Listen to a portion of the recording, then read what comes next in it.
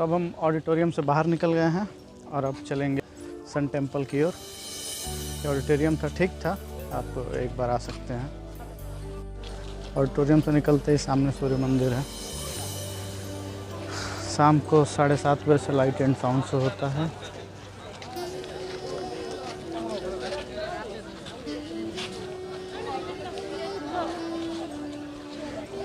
ये है सूर्य मंदिर। इसे किसी टाइम पे ब्लैक पगोडा भी कहा जाता था। बहुत सारी अफवाहें इस मंदिर के बारे में।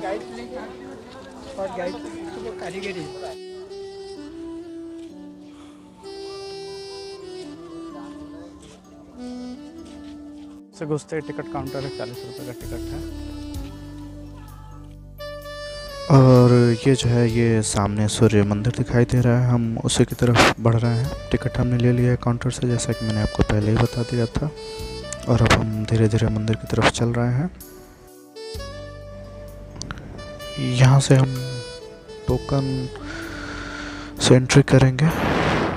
ये एंट्री का सिस्टम मेट्रो की तरह है, बस यहाँ पे ये है कि आपका जो टोकन है वो बिल्कुल सेम वही मेट्रो की तरह ही अंदर डाल देना है और फिर गेट खुलेगा, फिर आगे निकल जाना है। मेट्रो वाला ही सिस्टम है पूरा। और अब हम एंट्री कर गए हैं। अंदर कुछ खाने का नहीं मिलता है, तो आपको पानी वगैरह सब लेके ही जाना होगा।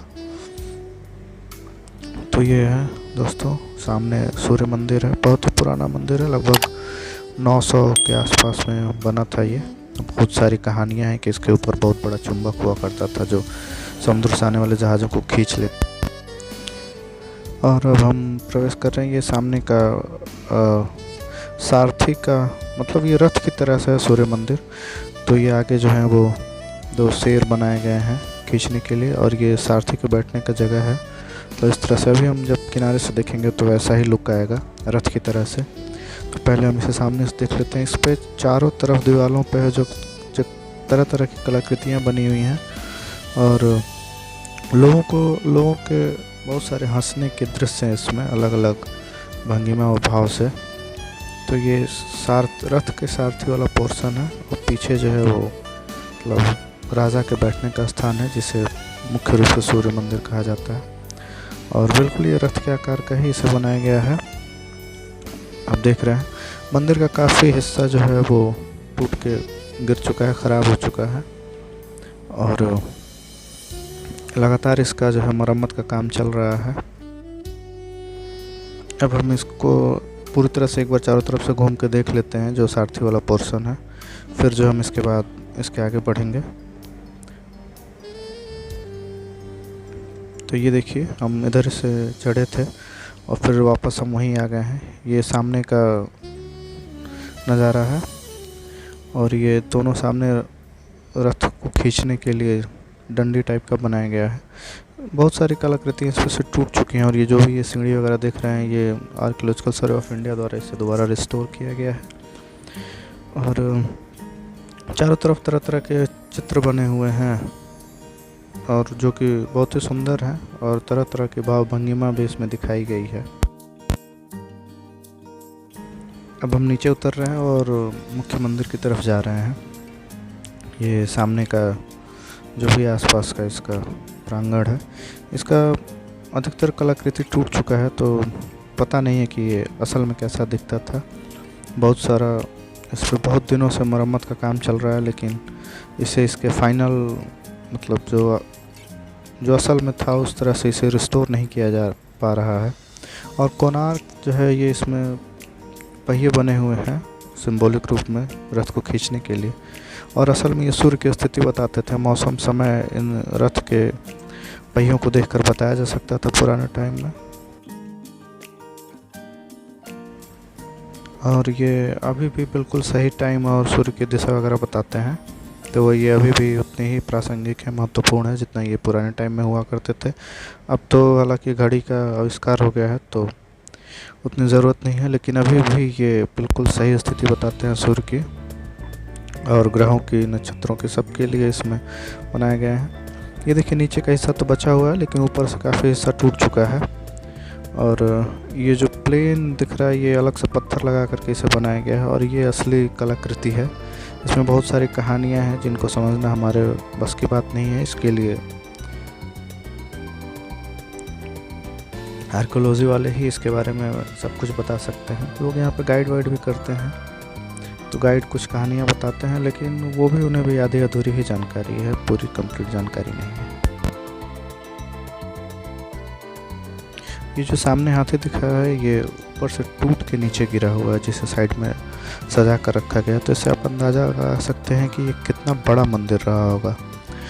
और इसके भी 4 द्वार थे प्रवेश के। ये देखिए, ये जो जहाँ हम लोग चल रहे हैं अभी, ये दोनों हाथी ये ऊपर से टूट के ही गिरे हैं मंदिर के ऊपर शीर्ष भाग से, और उन्हें वापस से इधर साइड में लगाया गया है। तो इससे आप मंदिर के विशालता का अंदाज़ा लगा सकते हैं। ये देखिए कि ये मंदिर कितना विशाल रहा होगा। और ये ऊपर से टूट के गिरे हैं। एक हिस्सा इसका मंदिर का पूरी तरह से टूट चुका है, तो टूटे हुए हिस्सों को ही यहाँ पे आसपास रखा गया। ये सारे मंदिर के ऊपर के टूटे हुए हिस्से हैं, पत्थर जो गिरे हैं।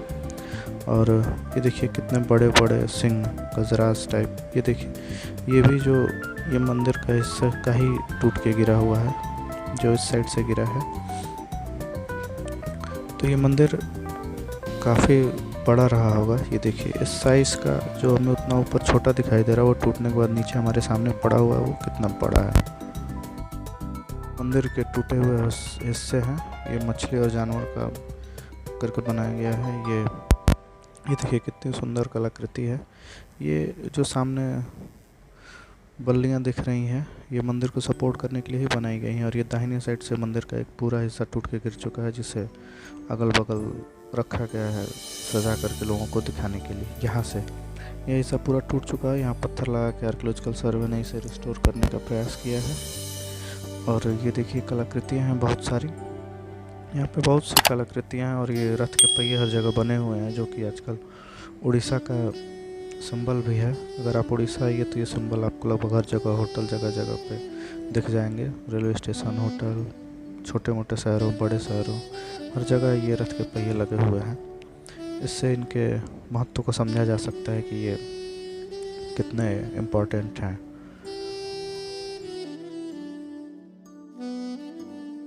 दूसरी तरफ आ गए हैं और ये गाइड वगैरह बता रहे हैं, एक्सप्लेन कर रहे हैं। ये मंदिर के पीछे का हिस्सा है।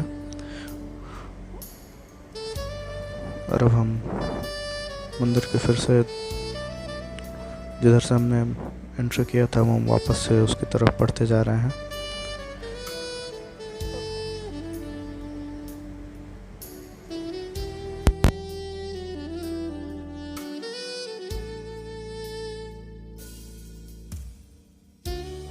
ये सारी कलाकृतियाँ हैं जो मंदिर के चारों तरफ बनी हुई हैं, अनेक भाव भंगिमाओं में। और जो भी आपको आसपास पत्थर के जो भी कुछ भी साइड में लगे हुए दिख रहे हैं मंदिर में या मंदिर के अलग, ये सब मंदिर का हिस्सा है। जो मंदिर से टूटकर गिर चुके हैं उन्हें अलग लगाया गया है, और बाकी को जो है मंदिर में उन्हीं जगहों पे चिपकाने का या फिर से लगाने का प्रयास किया गया है। ये देखिए ये तरह तरह के इसमें बने हुए हैं। और ये भले ही दिख रहे हैं छोटे, लेकिन यही चीज़ जब नीचे लगाया गया तो इससे पता चल रहा है कि ये मंदिर कितना बड़ा है। ये देखिए मंदिर के दूसरे हिस्से में हम जा रहे हैं। यहाँ पे ये भी मंदिर का ही एक हिस्सा है। पीछे की तरफ ये पूरी तरह से गिर चुका है, कुछ नहीं है। और यहाँ पे सिर्फ जो है दीवार ही बचा हुआ है, छत वगैरह सारा गिर चुका है।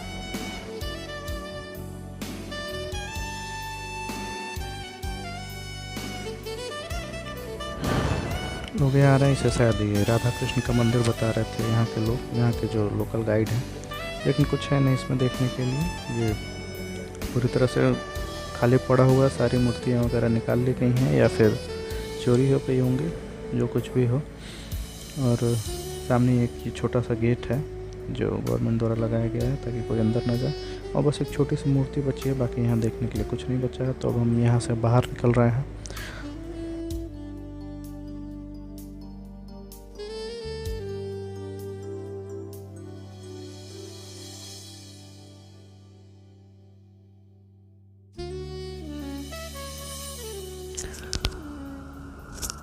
बस हम मंदिर के अब आगे की तरफ बढ़ रहे हैं।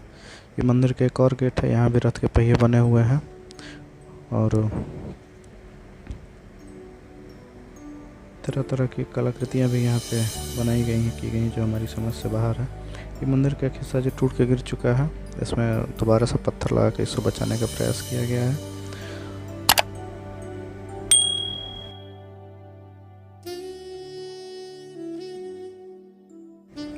ये देखिए बगल में 2 घोड़े लगाए हैं। ये घोड़े भी ऊपर मंदिर से ही टूट के गिरे हुए हैं, जिन्हें यहाँ प्रदर्शनी के लिए लगा दिया गया है। इन घोड़ों के साइज को देख के अंदाज़ा लगाया जा सकता है कि मंदिर कितना बड़ा रहा होगा। ये इस हिस्से का मंदिर का टूटा हुआ हिस्सा है। यहाँ से मंदिर टूट के पूरी तरह से गिर चुका है, जिसे यहाँ पे लगाया गया है। ये जो छोटी छोटी आकृतियाँ दिख रही हैं, ये आपने जिसे नीचे देखा कि ये वास्तव में कितनी बड़ी बड़ी आकृतियाँ हैं। तो मंदिर का बहुत सारा हिस्सा नष्ट हो चुका है, लेकिन फिर भी अभी भी काफ़ी कुछ है यहाँ देखने के लिए। मंदिर कैसे गिरा, कैसे नष्ट हुआ, इस बारे में कोई पुख्ता जानकारी नहीं है। कुछ लोगों का कहना है कि इसके ऊपर बहुत बड़ा चुंबक लगा हुआ था, जो समुद्र से आने वाले सारे जहाज़ों को खींच लेता था, जिससे जो है वास्को डी गामा जब भारत आया तो उसने जो है इसे गिरवा दिया। जबकि सच्चाई है कि वास्को डी गामा कभी उड़ीसा के तट पर पहुंचा ही नहीं था। तो ये बिल्कुल सुनी सुनाई कहानी है और इसे ब्लैक पगोडा भी कहा जाता है, क्योंकि अंग्रेज़ों ने जब इसकी खोज की तो ये चारों तरफ से बिल्कुल ढका हुआ था, ढक गया था लताओं से जो है, और बारिश से ये पूरा काला पड़ गया था। फिर जो है इसे वापस से इसका जीर्णोद्धार करवाया गया और तब से इसे जो है सजोने का प्रयास किया जा रहा है। लेकिन इसकी खोज के समय में ही इसका बहुत सारा हिस्सा जो है नष्ट हो चुका था और उसके बाद से लगातार इसे बचाने का प्रयास जारी है। इसे यूनेस्को की वर्ल्ड हेरिटेज साइट में भी रखा गया है।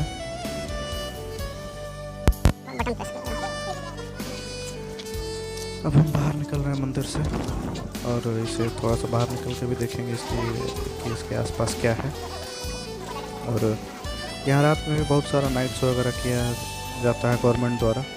और मंदिर का ऑफिशियल क्लोज होने का टाइम तो 5 बजे का है, लेकिन ये लोग देर तक एंट्री कराते रहते हैं। आप किसी भी टाइम आइए, जब तक लाइट एंड साउंड शो का टाइम नहीं आ जाता है तब तक आप एंट्री कर सकते हैं।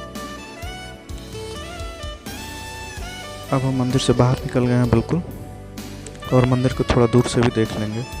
मंदिर से बाहर निकलती कैफेटेरिया है और लोकल सामान भी काफ़ी बेचा जाता है लोकल लोगों द्वारा। तो ये हम बाहर निकल गए हैं मंदिर से और आगे की तरफ बढ़ रहे हैं। एंट्री के जस्ट 50 मीटर बगल से एग्ज़िट है। तो एग्ज़िट करने के बाद हमें एंट्री गेट पे ही चलेंगे, क्योंकि वहीं से सीधे हमें बस स्टेशन जाना होगा। तो बस स्टेशन बीच में है, बस स्टेशन ना जा करके सीधे रोड पे हम उतर जाएंगे और वहाँ से हम पूरी के लिए बस पकड़ लेंगे। ये यहाँ का लोकल मार्केट है। यहाँ कोणार्क सूर्य मंदिर का से जुड़ा रिप्लिका वगैरह मिलता है। पूरा मार्केट है ये।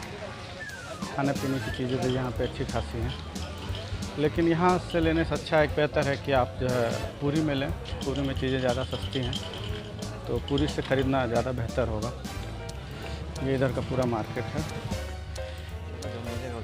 यहीं से हम लोग एंट्री किए थे और अब यहीं से एग्ज़िट करेंगे, बाहर निकल जाएंगे।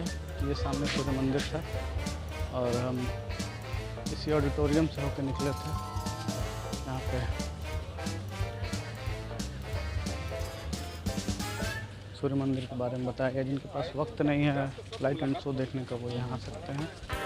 और ये एग्ज़िट है। अब हम चल रहे हैं बस स्टैंड की ओर। हमें रास्ते में जहाँ बस दिखेगी हम वहीं बोर्ड कर लेंगे, और अगर नहीं मिलती है बस तब तक हम बस स्टैंड चलते हैं। बस स्टैंड भी देख लेंगे, समय बहुत है। बस स्टैंड काफ़ी पास में है, मुश्किल से 500 मीटर की दूरी पे। 5-7 मिनट चलने से बस स्टैंड पहुंच गए हैं। और यहाँ से हमें पूरी के लिए बस मिल जाएगी। यहाँ आने का फ़ायदा ये है कि बस थोड़ी खाली मिल जाएगी, तो जाने की आसानी होगा। 5-7 मिनट चल के हम यहाँ पहुँच गए हैं। ये सामने बस स्टेशन दिखाई दे रहा है। यहाँ से आप भुवनेश्वर के लिए भी बस पकड़ सकते हैं और पूरी के लिए खैर हमें बस पकड़ना है, अभी हम पूरी चलेंगे। बहुत भीड़ भाड़ नहीं है बस स्टैंड पे, काफ़ी खाली है, बसें भी कम है, लोग भी कम है। तो उम्मीद करते हैं कि हमें सीट मिल जाए पूरी के लिए। एक बस शायद तैयार है, तो ये पूरी की बस एकदम तैयार है चलने के लिए। देखते हैं सीट मिलता है कि नहीं मिलता है। हालांकि कुछ सीटें खाली दिख रही हैं, तो उम्मीद है कि सीट मिल जाएगा। हाँ हाँ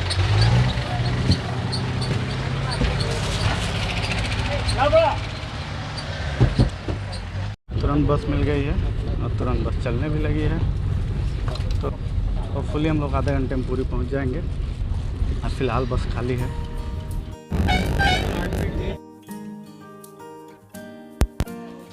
तो दोस्तों ये आए थे हम कोणार्क के सूर्य मंदिर में। से हमने देखा चारों तरफ से। वीडियो कैसा लगा लाइक शेयर और कमेंट करके ज़रूर बताइए।